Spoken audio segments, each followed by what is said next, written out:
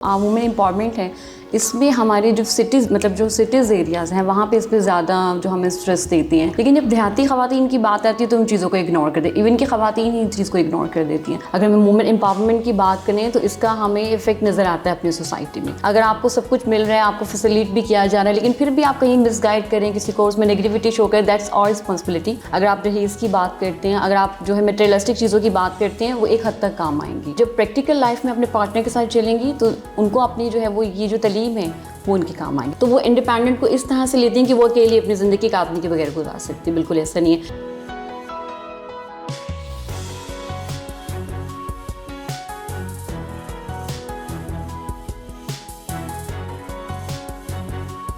आउज़ बिल्लाहि मिनश शैतानिर रजीम बिस्मिल्लाहिर्रहमानिर रहीम अल्लाहुम्मा सल्लि व सल्लिम अला सय्यिदिना मुहम्मदिन व आलिहि बिक़दरि हुस्निहि व जमालिहि व नूरिहि व कमालिहि। अस्सलामु अलैकुम दोस्तों, हसन रज़ा आज एक दफ़ा फिर आपकी खिदमत में हाजिर है। अब तक की कोऑपरेशन और अब तक की अप्रिसिएशन का बहुत बहुत शुक्रिया। दोस्तों, हमें आपका फ़ीडबैक मिलता रहता है और एक हमारी बहन, उनका फ़ीडबैक ये था कि हसन भाई वुमेन एम्पावरमेंट पे बात की जाए, प्लीज़ ऐसे टॉपिक रखें कि मैं अपने पेरेंट्स को ये समझा सकूं, बता सकूं कि तालीम जो है ख़वातीन के लिए कितनी ज़रूरी है। इसी टॉपिक पे बात करने के लिए वुमेन एम्पावरमेंट पे हमने दावत दी है one of the season professional of Pakistan. दोस्तों, इनका नाम है Roshi Asad. Roshi Asad is currently working as a coordinator at Hashoo group of companies. आइए मिलते हैं रोशी असद से और जानते हैं उनका expert opinion about this topic. Thank you very much Roshi for joining us today and I am super excited कि आज आप हमारे साथ हैं। Welcome on board. Thank you so much Hasan, और मैं आपको भी थैंक यू कहने क्योंकि आपने मुझे चांस दिया यहाँ पे और अपने अपने एक्सपीरियंस आपके साथ शेयर करने के लिए, अपने लाइफ एक्सपीरियंस और डिफरेंट लाइफ की एस्पेक्ट्स पे बात बिल्कुल करने के लिए। अच्छा रोशी, हमारा जो टॉपिक है ना, टॉपिक इज़ वुमेन एम्पावरमेंट। हम उसकी बात करते हैं। आपने देखा है कि हमारे यहाँ पाकिस्तान में रूरल एरियाज़ में पर्टिकुलरली उस तरह से वुमेन को एम्पावर नहीं किया जाता। अब आहिस्ता आहिस्ता माशाल्लाह शऊर आ रहा है, डिफरेंट प्लेटफॉर्म्स जो हैं वो उसके ऊपर काम कर रहे हैं। तो आप क्या समझती हैं कि अभी भी इसकी कोई गुंजाइश है कि वुमेन एम्पावरमेंट जो है वो मज़ीद बेहतर की जाए या हो सके? जी बिल्कुल, इस पर अभी मज़ीद वर्किंग करने की ज़रूरत है क्योंकि इसका जो वुमेन एम्पावरमेंट है इसमें हमारे जो सिटीज़ मतलब जो सिटीज़ एरियाज़ हैं वहाँ पे इस पर ज़्यादा जो हमें स्ट्रेस देती हैं। वहाँ पे उनकी आज़ादी की बात करते हैं, उनको हर चीज़ मिलनी चाहिए, प्रोवाइड सहूलत की। लेकिन जब देहाती ख़वातीन की बात आती है तो उन चीज़ों को इग्नोर कर दे, इवन कि ख़वातीन ही इन चीज़ को इग्नोर कर देती हैं। तो इक्वलिटी फिर हर जगह है। अगर आप एक शहरी ख़तून की बात करें, वहाँ पर देहाती वो भी ख़तून है।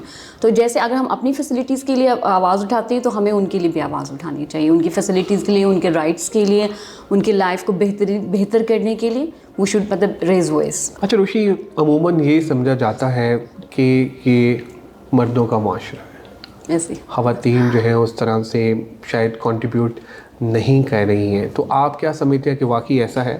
ऐसा अब तो ख्याल है, मेरे ख्याल में अगर मैं अपने एक्सपीरियंस की बात करूँ ऐसा नहीं रहा है कहीं हद तक। अब जो है अगर हम वुमेन एम्पावरमेंट की बात करें तो इसका हमें इफ़ेक्ट नज़र आता है अपनी सोसाइटी में। काफ़ी हद तक ख़वातीन को उनको हकूक़ मिल भी चाहिए। ये देखिए ख़वातीन पे डिपेंड करता है कि वो उसको कैसे प्रेजेंट कर रही हैं। अगर आपको सब कुछ मिल रहा है, आपको फैसिलिट भी किया जा रहा है, लेकिन फिर भी आप कहीं मिसगाइड करें, किसी कोर्स में नेगेटिविटी शो करें, दैट्स आवर रिस्पॉन्सिबिलिटी। कि अगर हम सोसाइटी में हमारे राइट्स हमें मिल रहे हैं और हमें इक्वालिटी मिल रही है तो we have to show in our society. हम अपने पाकिस्तान, अपनी कंट्री को प्रेजेंट करें तो we should be very presentable about this. बिल्कुल सही। अच्छा, एक और बड़ा इंपॉर्टेंट क्वेश्चन रोशी, जब हम आपके साथ ये सेशन प्लान कर रहे थे तो हमारे जो फॉलोअर्स हैं उनकी तरफ से क्वेश्चंस हमें रिसीव होते हैं। एक हमारे फॉलोअर का क्वेश्चन था, वो हमारी खातून जो हमें फॉलो करती हैं लिंक्डइन पे, उनका एक क्वेश्चन था कि मैं पढ़ना चाहती हूँ लेकिन घर वाले कहते हैं कि पढ़ लिख के तुमने क्या करना है, शादी ही करनी है, तो इतना पढ़ना क्यों? रोशी से आप ये पूछिए कि क्या मैं अपने घर वालों को की बात मान लूँ या फिर मैं उनको कन्विंस करूँ, तो कैसे कन्विंस करूँ? कन्विंस वो इन अ सेंस, देखिए जो हमारे सर्कमस्टांसेस जा रहे हैं पाकिस्तान के फाइनेंशियली अगर हम बात करते हैं तो इसमें अगर हस्बैंड वाइफ दो पार्टनर्स अगर दोनों ही थोड़े से फाइनेंशियल स्टेबल होंगे, अगर वो थोड़ा सा ख़वातीन भी पढ़ लेती हैं, ज़रूरी नहीं वो कॉर्पोरेट जॉब करेंगी, वो कोई बहुत अच्छे डेजिग्नेशन पे लग जाएंगी, अगर वो मैट्रिक भी कर लेती हैं तो ये तालीम एक ज़ेवर है और इस्लाम में पहले ऑलरेडी इसका जिक्र किया गया। और ख़वातीन, और अगर एक लड़की इसके बारे में कह रही है तो आपको मेरे ख्याल से उनके घर वालों को खुश होना चाहिए, क्योंकि there are many other families जो अपने बच्चों को स्ट्रेस करती हैं कि आपको इसको फॉलो करना चाहिए, लेकिन कुछ फैमिलीज़ में जो बच्चे इस चीज़ को लेकर चलना चाहते हैं, फीमेल्स जो है इसके बारे में काफ़ी कॉन्शियस है। तो इसमें कन्विंस करने का सबसे पहले होगा कि ऑब्वियसली ये उनका फ्यूचर में काम आएगा, वो जो चीज़ें उसको देंगे। अगर आप दहेज की बात करते हैं, अगर आप जो है मटेरियलिस्टिक चीज़ों की बात करते हैं, वो एक हद तक काम आएंगी।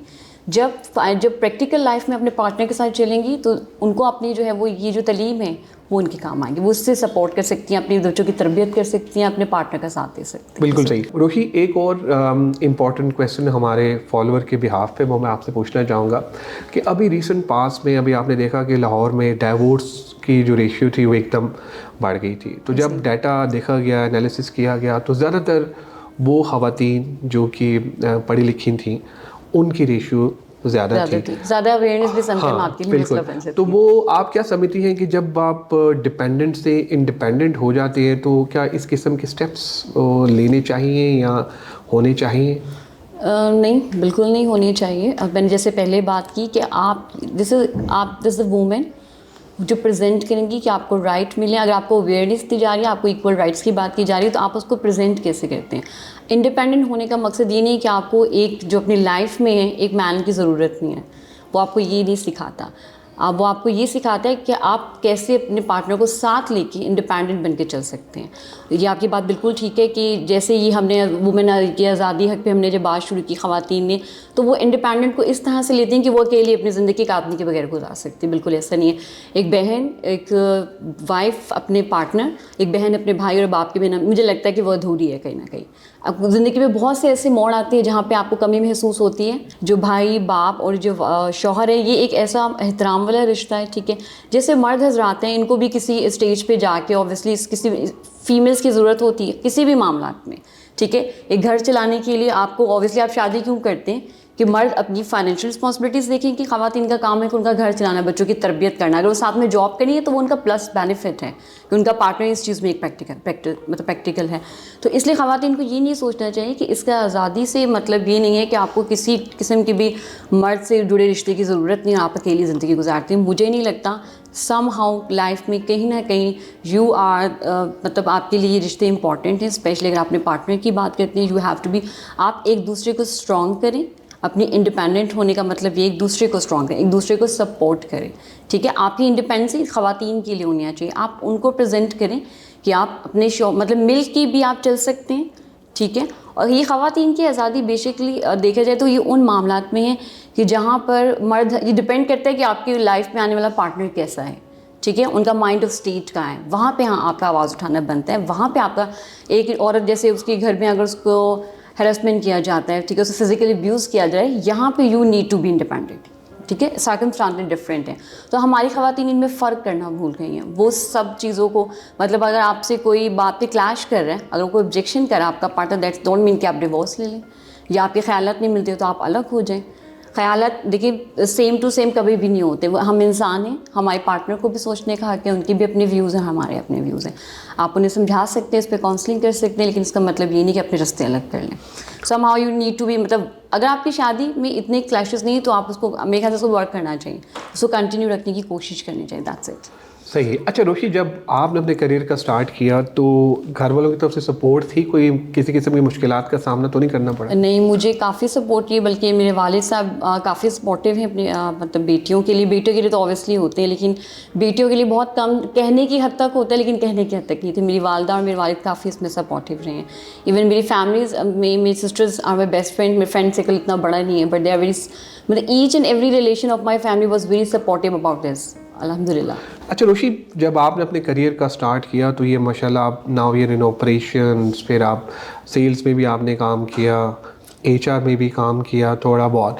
सो ये करियर के जो स्विचेस थे, ये कोई बाय चांस था या बाय चॉइस था? It was by chance. और जैसे अपनी मीडिया स्टडीज़ कंप्लीट की, आई मूव टू मीडिया, और वहाँ पे मैंने कुछ काफ़ी ऐसा काम भी किया। लेकिन जब वहाँ पे देखा कि basically I want to be an anchor, तो अनफॉर्चुनेटली मैं उस फील्ड को कंटिन्यू कर सकी, सम ऑफ द रीजंस, और फिर मैंने मूव किया किसी और फील्ड में। और बाय चांस मुझे ऑफ़र आई, डिफरेंट इंटरव्यूज़ किए। ऑब्वियसली आप उसको एक्सेप्ट भी करते हैं, उनको अवेल भी करते हैं, कि अपने आप को आजमाते हैं कि कहाँ बेहतर है। तो मैंने जब इंटरव्यूज़ दिए तो मैंने काफ़ी चीज़ें फेस की। उसमें सबसे पहली चीज़ इररिलेवेंट आपका एक्सपीरियंस है, आप मीडिया से हैं तो you should go in media.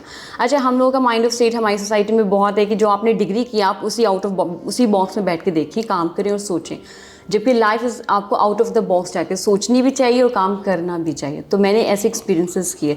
तो यहाँ पे मैं अली ज़ुबैर साहब हमारे वाइस प्रेसिडेंट ऑपरेशंस हैं, जो हमारे रह चुके हैं, मैं उनको इस चीज़ का क्रेडिट दूंगी कि उन्होंने मुझे चांस दिया। जब मैंने उनके इंटरव्यू के लिए गई तो ही सेड कि आपका जो एक्सपीरियंस वो तो इररिलेवेंट है, लेकिन I would like to give you chance because you have the confidence, you have the communication skill. और मैंने प्रूव किया। ऑब्वियसली जब कोई आपको मेंटोर मिलता है, आपको चांस देना, जब चांस देने वाले नहीं होंगे ना, तो जो फ्रेशर्स हैं और जो इररिलेवेंट लोग हैं वो अपने एक्सपीरियंस गेन नहीं कर सकते, वो अपने फ्यूचर में ग्रो नहीं कर सकते। I am very thankful to Ali Zubair साहब, is a very nice and gentleman. और वो मुझे नहीं, वो काफ़ी जब भी इंटरव्यूज़ करते हैं तो उनका बेसिक मैंने ये देखा, उनका पर्पस ये होता है कि हमें लोगों को चांस देना चाहिए अगर आपको नज़र आता है कि वो काबिलियत हैं एंड ही और शी कैन डू एनीथिंग। बिल्कुल सही। Thank you very much Roshi for your time, for your support. I mean you are amazing and superb in the whole session. Thank you so much Hasan. आप लोगों का भी बहुत शुक्रिया आज के एपिसोड देखने का, और मैं उम्मीद करता हूँ कि आज के एपिसोड आपको पसंद आई होगी।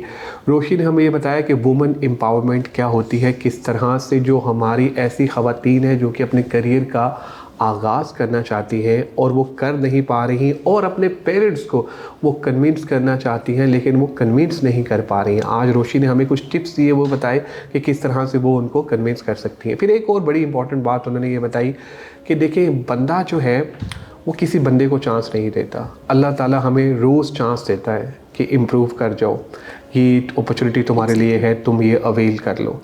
तो मेरी गुजारिश ये है कि आप भी लोगों को चांस देना शुरू कर दें, क्योंकि मेरा मानना है कि रिस्क बांटने से रिस्क बढ़ता है।